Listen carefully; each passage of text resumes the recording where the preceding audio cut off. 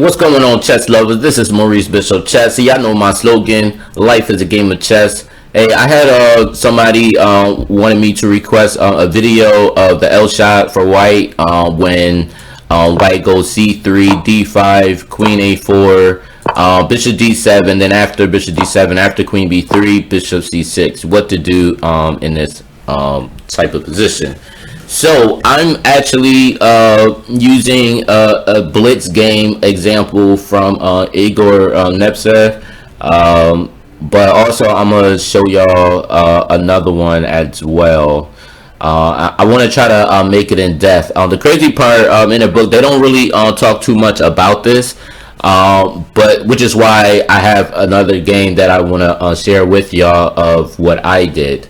So without further ado, let's actually get started. So usually with bishop c6, obviously bishop c6, he want to protect his b7 pawn, and he wants to defend his d5 pawn. The problem with this is the bishop on c6 is having to defend two pawns at the same time or whatever. So he's kind of tied to it, which is why we do the move on g4. And the reason why we go d4 because we pretty much make this light square bishop kind of like a bad bishop. So, and that's the reason why we do it. So it almost seems like this is almost going to be like a form of a London system in a way.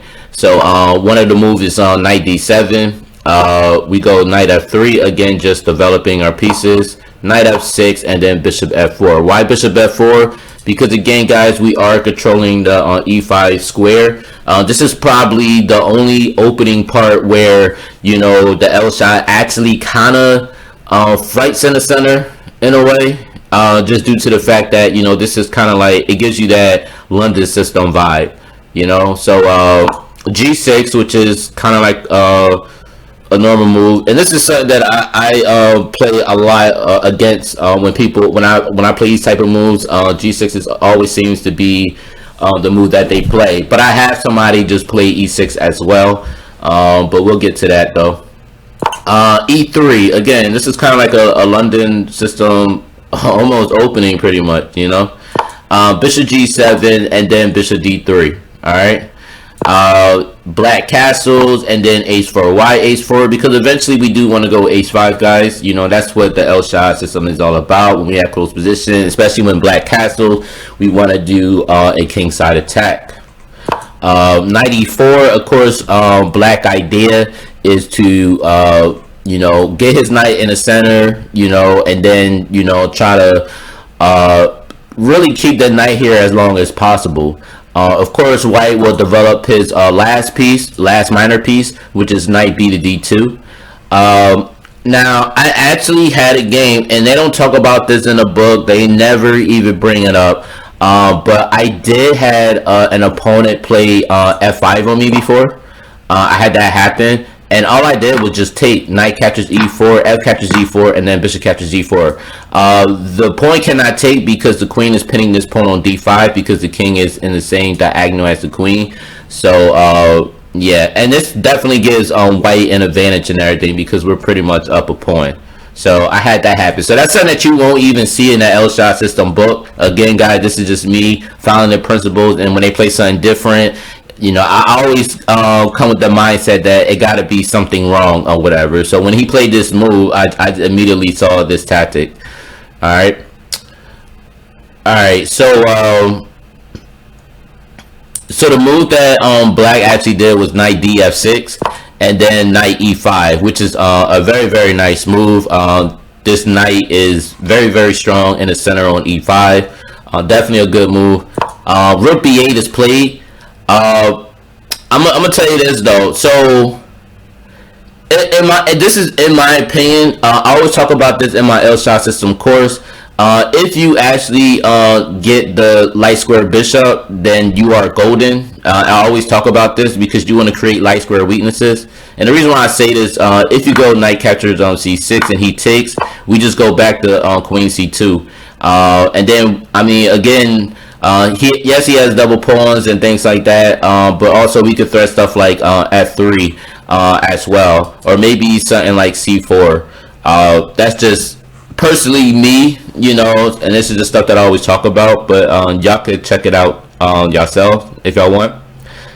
All right, so and I want to show y'all something else too. Rook b8. So and I'm gonna do this because I know somebody's gonna ask about it. They're gonna ask why not knight captures d2. You know, so that the white can't castle.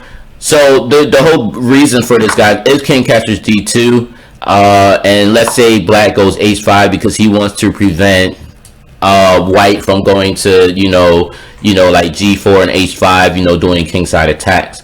The whole point of this, guys, is the white king is not worried. He's safe. It's really nothing bad about his position at all. But even after h5, guys, white can still go g4. This is why I love the Elshad, because it doesn't matter if the king doesn't castle, depending on specific positions or whatever. In his position, he's not under attack and everything. Another good thing about the king on d2 is that the rooks can maneuver to any files that he choose, which is something that I do like. And then, of course, as you see the king's position, he's castled and everything, and we're already attacking him already. So stuff like g4, if he takes, we have rook a g1, again, putting pressure on the g4 pawn already. If a5, we have h5, again, just opening up the king side even more, you know what I mean? So if knight catches h5, just rook catches g4. Not a problem. And then if knight catches f4, we just go e catches f4, and you can just see how quickly white is beginning to do some things here. So even if stuff like a4, queen c2, queen d6, bishop captures g6, so you could just see how vicious this attack is. If he takes, rook captures g6, e6. You know what I mean? And then if he does that, then guys, this is all over because of rook captures g7 check.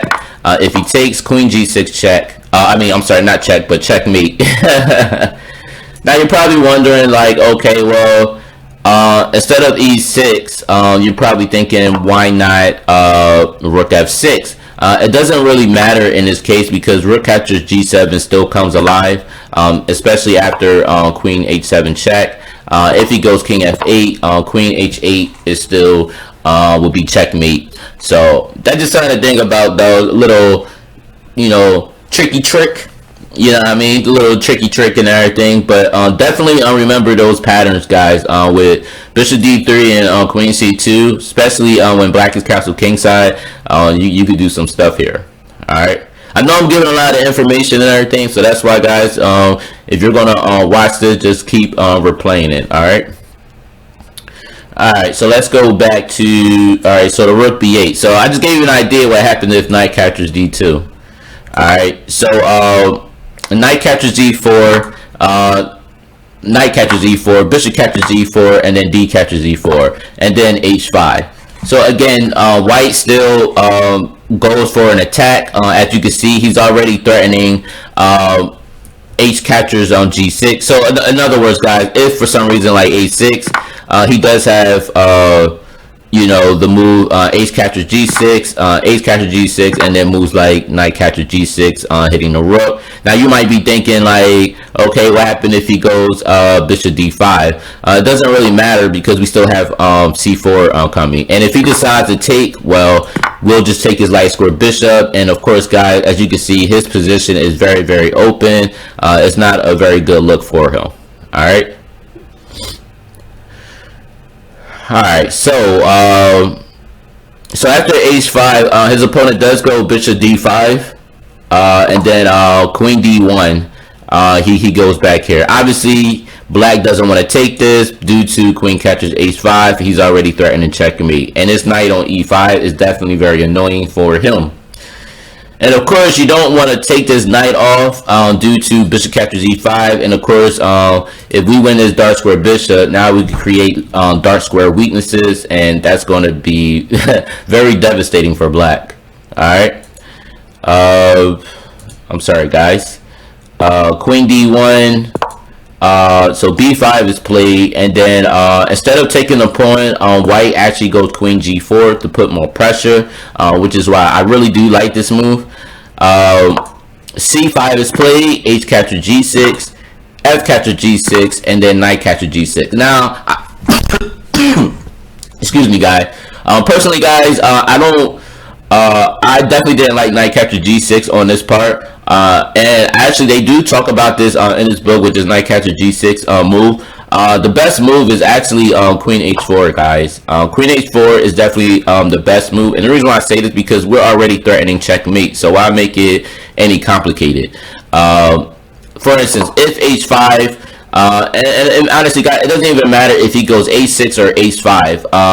Again, if he goes somewhere like H6, it doesn't matter because we still have bishop captures H6, and we still have knight captures G6. So it doesn't really matter. His position is still falling apart. But let's say H5, knight captures G6 either way. Rook captures F4. Now you're probably wondering why black goes rook captures F4. Because guys, again, his position is definitely failing. He's just desperate right now. Also, this is a blitz game too, you know what I mean? So I'm pretty sure the pressure was on, but with everything going on, it is definitely not a good look for black at all. And the fact that the king is still in the center of the board and he's like safe as ever. All right, so rook catches F4. White actually goes knight catchers. He goes knight catchers E7.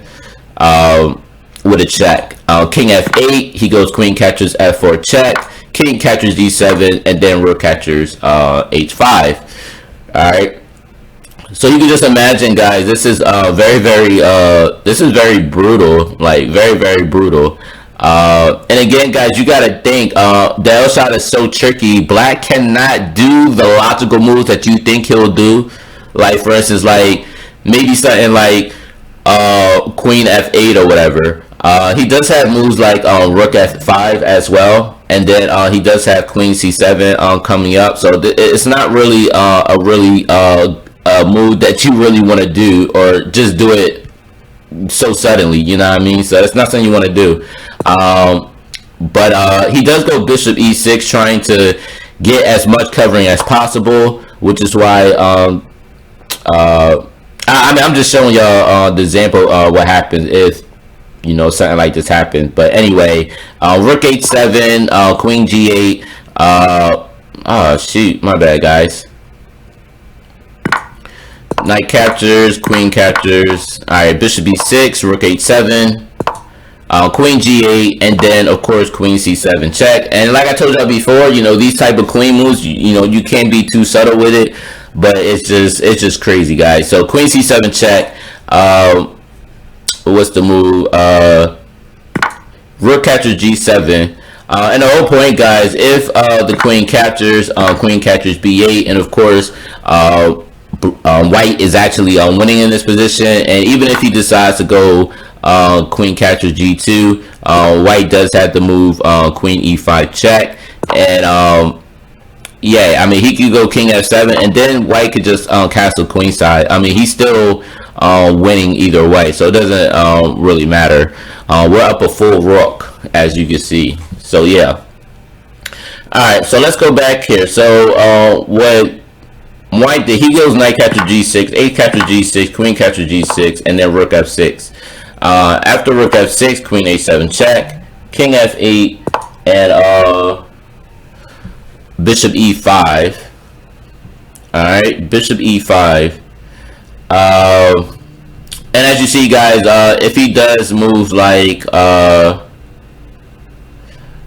I don't know, like, I mean, he can move there if he want. He could do that. The problem with this move is queen H8 leads to checkmate. So after queen H8, if he takes, then rook captures H8 is checkmate. So that's the reason why the rook had to stay there on F6. Which they don't talk about that in a book, but with my analysis, guys, I always gotta try to find a solution why they do these moves. So, and that was the reason. All right, so bishop E5, bishop G8. You know, again, he's trying to kick the queen back because he knows, you know, it's definitely white is definitely doing some things. So then queen captures E4. Rook B6, and then bishop captures F6. He just takes the rook. rook captures, and then d captures c5. So as you can see, white is like definitely up some pawns right now, guys, and white is definitely it's just vicious, guys. Rook e6, queen f3, rook f6, then queen e2, bishop c4. All right, so look at this, guys. So the move that actually probably should have been played was queen g4, and I'm gonna tell you why. He actually did a blunder. He actually goes queen d2. The problem with the queen d2 is black could just take, king captures, and then rook captures f2, and now I think black would technically have might actually have a big advantage in this position. Yeah, so he does have an advantage, negative 2.7. So yeah, so this wouldn't be really good for white at all. So yeah, so that was a mistake that happened. But again, they was playing blitz, so that's pretty much what was going on. But anyway, instead of taking the queen, black goes queen a8, which was a mistake on his part, and then white just castle queenside. All right. Queen captures, queen d8, king f7, rook g1, queen captures f2, rook captures g7, he takes, queen captures d7, queen e4, g7, e5, f5, and then queen g7 check. And then as you can see, it's nothing that black can do to stop the mate on h1.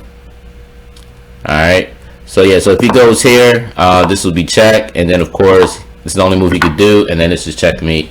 So this was definitely pretty crazy. But this was with Ed Gordon blitz game. Now with my game, guys, which was not too crazy.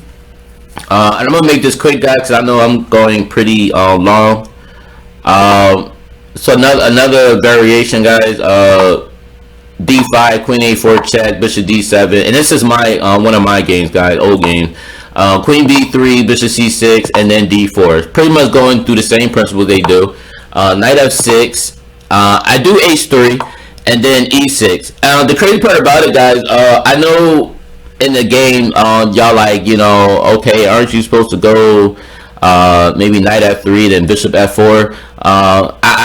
To me, when I play the Elshad, I kind of keep them guessing or whatever to figure out what I'm gonna do. So that's why I usually go h3, and then I just did g4, put the pressure on. Bishop d6, I go bishop g2, knight d7, knight d2, black castles, and then I go knight f3.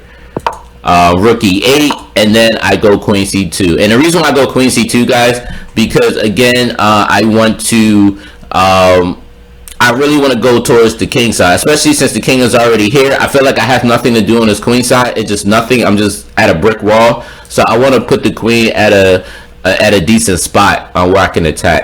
So b6 is played, and the thing is, the reason why he goes b6, because again, I perfectly know that he wants to gain something in the center, almost like a French formation, where he wants to go pawn c7, c5, but he cannot do that because his bishop is in front of the pawn, which is why he goes b6. So I understood why he was doing that. So b6 is played, I go knight f1, he goes bishop b7, and I already know c5 is going to be coming soon, or maybe, you know.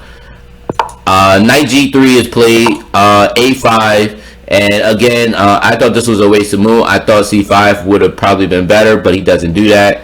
I go g5 automatically. Another thing I did look at, guys, I thought that he was going to go bishop capture g3, but another reason why I wasn't too worried about that, because even if I take now, I could easily get the f-file by castling kingside. Now normally when you play the Elshad, you know, you normally don't castle, but in certain positions you would castle. In this type, I really would castle kingside, because now I want to threat stuff on f7, and then because I already have pawns already on the 3rd and 4th rank, you know, I'm already about to get my pawn on g5, and hopefully I could get to that f7 space, which is what I really wanted. So, and that's the reason why I did it, but he didn't do it anyway. So after a5, I just go g5. He goes knight e4, and I just take. I go knight captures e4. He takes, and then I go knight e5. Hey, what's going on, y'all guys? Sorry about that. I think I ran out of file space and everything, but we still back at it though. But anyway, guys, I was saying after knight e5 and everything, you know, I pretty much was trying to get some type of compensation or whatever, because my whole thing is I wanted to open up the G file. I want to open up more files. That's what I wanted to do, which is why I go knight e5. So I pretty much give up a pawn, even though I don't really give up a pawn because I'll be winning a pawn on e4 anyway. So bishop captures e5, d captures e5, knight captures e5, and then I go bishop captures e4. He takes, I take. He goes knight d7. I go bishop e3. He goes f5, and then I do the en passant with e captures f6. He goes knight captures f6, and then I go queen h4. And again, guys, the thing about this, I'm happy with this position because now I'll be able to have a g file, and then eventually I'll have a d file as well. So queen d6 he plays. I go rook g1. He goes rook d8, and then he missed the move queen captures f6.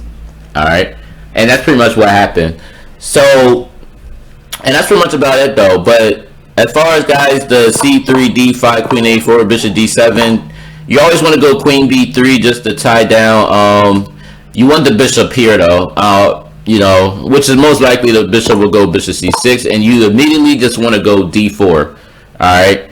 So just remember, guys, more than likely, like at least 90% of the games that I play, when black plays on these type of positions, black usually always castle kingside. I don't think I ever had a game where they actually castle queenside.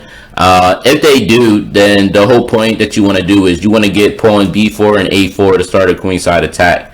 You know what I mean? So, and that's pretty much what you want to do.